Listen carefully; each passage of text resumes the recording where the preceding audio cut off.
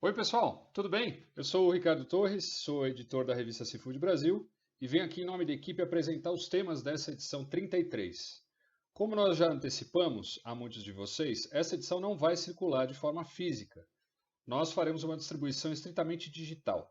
E, mais uma vez, por esse motivo, nós agradecemos todos os nossos apoiadores dessa edição.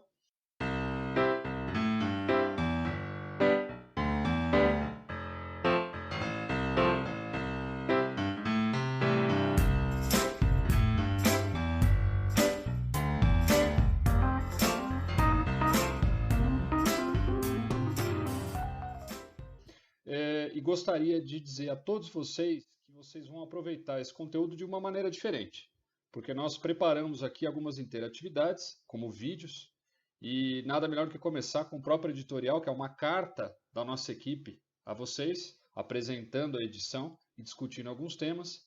Nada melhor do que fazer isso em forma de vídeo. Então, pessoal, eu devo dizer que hoje, dia 13 de abril de 2020, às 17h38, já era uma época em que a gente devia estar circulando com essa revista há pelo menos uma semana. A programação dela normalmente é sair antes da Semana Santa e antecipar todos os temas que vão estar em voga durante a Semana Santa.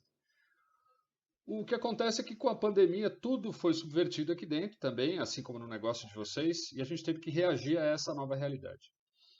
A nossa reação foi adaptar algumas pautas que já estavam programadas, porque não faria muito sentido seguir com essas pautas da maneira como elas estavam antes. Porque, afinal de contas, o setor virou de cabeça para baixo e a gente precisava dar conta de explicar o que estava acontecendo, interpretar essa nova realidade e tentar apontar caminhos. Então, a gente fez isso em todas as matérias aqui. A primeira matéria que vale a pena destacar é a entrevista 5 perguntas, né, em que a gente faz 5 perguntas para o Goran Nikolic. Ele é analista sênior do Rabobank, que é um banco holandês especializado em agronegócio, e eles têm uma área específica de análise do pescado. O Goran é um dos maiores especialistas do mundo no comércio internacional de pescado, e em fevereiro a gente já fez uma entrevista com ele, em que ele antecipava os efeitos do coronavírus no setor, assim como outras questões que envolvem todo o comércio internacional de commodities, como o Brexit, que é a saída do Reino Unido da União Europeia, e a guerra entre Estados Unidos e China. Todos esses temas e os seus impactos no pescado são abordados por ele nessa sessão 5 perguntas, que você pode, clicando aqui do lado, ó, veja só aqui nesse card, você pode ir diretamente para ela. Essa é uma das novidades, tá, dessa edição. Caso você queira ir direto ao ponto, toda vez que eu comentar sobre determinada sessão, ela vai aparecer aqui, você já pode clicar diretamente, tá? Na sequência, eu gostaria de destacar para vocês a sessão Marketing e Investimentos. Essa sessão, normalmente, ela traz toda a preparação que o mercado está fazendo, toda a cadeia produtiva, para aquele momento de produção, comercialização, industrialização. Mas dessa vez, a gente fez uma análise sobre os custos de produção nos maiores centros aquícolas do Brasil, tá? E a gente fez essa análise antes da pandemia se disseminar. Tivemos que fazer aí uma atualização e a matéria ficou muito interessante porque mostra como a gente estava despontando no início do ano. Realmente os indicadores eram muito bons, o produtor estava com uma remuneração muito interessante, mas já faltava peixe. E no fim de fevereiro, em meados de março, já faltava peixe.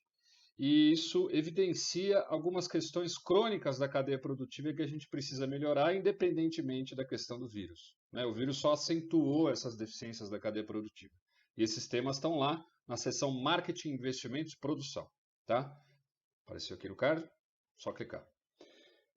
Pessoal, ainda nessa seção Marketing e Investimentos, nós fazemos também uma análise do varejo. Como o varejo se preparava para esse ano, que era um ano de retomada econômica do Brasil.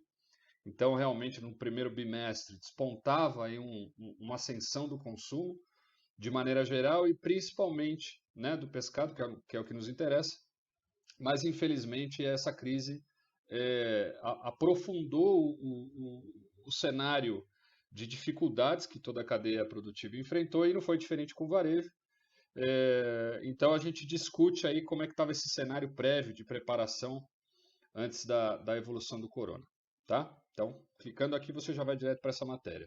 Ainda nessa seção Marketing e Investimentos, também tem uma análise sobre o cenário internacional daqueles países que ditam as regras no mundo do pescado. Então, China, Estados Unidos e os países da União Europeia recebem uma análise especial aí da nossa equipe, feita em relação aos dados de importação, exportação e o apetite do pescado neste cenário de pandemia global. Tá? Então vejam ali como esses países se organizaram, receberam os impactos, acusaram o golpe e se prepararam para reagir diante desse cenário. Isso é uma preparação para a nossa matéria de capa. Tá? Se você quiser ir para essa análise internacional, clique aqui. Para a matéria de capa, nós preparamos aí uma abordagem mais profunda sobre os impactos no Brasil. Então, vocês devem ter acompanhado os nossos boletins aí recentes. Nesses boletins, a gente faz uma interpretação dos fatos que impactam a cadeia, né, em relação a realmente o que o setor pode sofrer de impacto dessas notícias que estão no nosso radar. E aí a gente aproveitou e transpôs isso para a nossa matéria de capa. Entrevistamos aí mais de uma centena de especialistas ao longo desse último mês. Foi um trabalho árduo aí de interpretação do cenário. E aí a gente traz para você uma síntese de tudo aquilo que foi discutido no último mês, em áreas, em elos da cadeia produtiva, para que fique um pouco mais fácil organizar. Então, se você é da aquicultura, você pode clicar aqui diretamente para ver quais foram os impactos e as alternativas encontradas pelo teu setor. Se você é da pesca, também clique aqui. E se você é da indústria, clique aqui. E se você é do varejo, pode clicar aqui nesse card. Ou do food service, também pode clicar aqui nesse card. Agora, eu recomendo que todos leiam a matéria do começo ao fim, porque afinal a cadeia é uma só. Então, se tem uma lição que essa crise deixou, é a necessidade de unidade dessa cadeia produtiva. Nós precisamos entender que isso é um organismo vivo e todos os elos têm um papel fundamental na evolução e nas fragilidades que essa cadeia demonstrou agora nessa pandemia. Então, a nossa contribuição aqui é para que todos tenham uma visão mais abrangente dos impactos e também pensem nas alternativas de maneira integrada, conjunta, como nós temos assistido aí as entidades fazerem nos últimos tempos, o que é um sinal muito positivo. Tá? Então, pessoal, depois da matéria de capa, gostaria que vocês também consultassem as sessões de notas que a gente já tem. Né? Então, se você é um fornecedor da aquicultura, recomendo que você veja aqui, produtor, quais são os fornecedores que mais interessam para você em termos de produtos, soluções e serviços. Ok?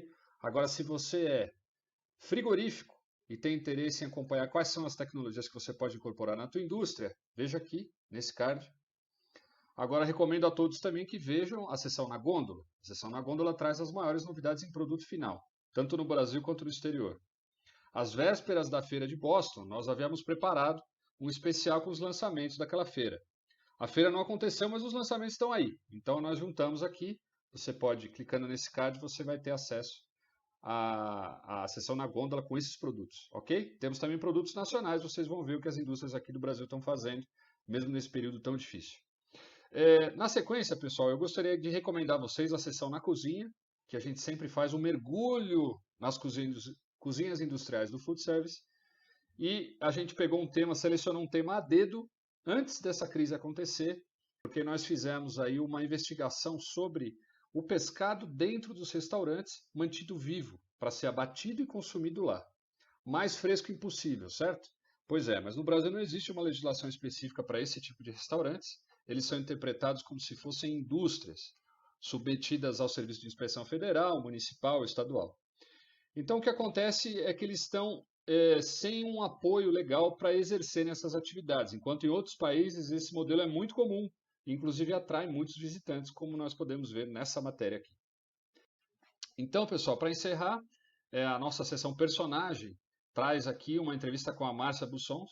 A Márcia, ela é uma das articuladoras da Peixe RJ, que é uma nova associação criada para suportar o trabalho dos piscicultores lá no Rio de Janeiro. Tá? E ela tem uma trajetória muito interessante e nessa sessão ela conta tudo para vocês, ok? Então, pessoal, acompanhem essa edição, degustem essa edição, vejam os conteúdos que a gente preparou interativos. Espero que vocês gostem e aguardamos a opinião de todos vocês aí.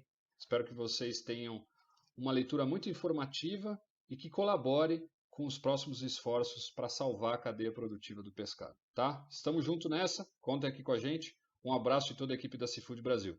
Bom trabalho!